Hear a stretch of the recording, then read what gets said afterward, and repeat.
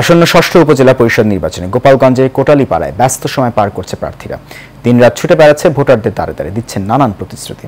11টি union ও একটি পৌরসভা নিয়ে গঠিত এই উপজেলায় মোট ভোটার সংখ্যা 2,05,163 জন। এবারে নির্বাচনের চেয়ারম্যান পদে নির্বাচন করছে 3 জন, যার মধ্যে রয়েছে বর্তমান উপজেলা পরিষদের চেয়ারম্যান বিমল কৃষ্ণ বিশ্বাস ও সাবেক উপজেলা চেয়ারম্যান মুজিবুর রহমান হাওলাদার, এবং নতুন মুখ হিসেবে রয়েছেন জাহাঙ্গীর হোসেন খান।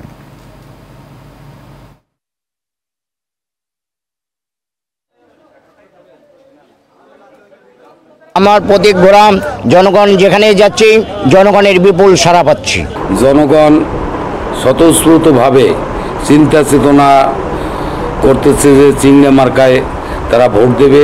এই নির্বাচনে আমি কোটালীপাড়াবাসীর কাছে দত কলমে ভোট দেওয়ার জন্য বিনীতভাবে প্রার্থনা জানাই, দোয়া চাই, ভোট চাই।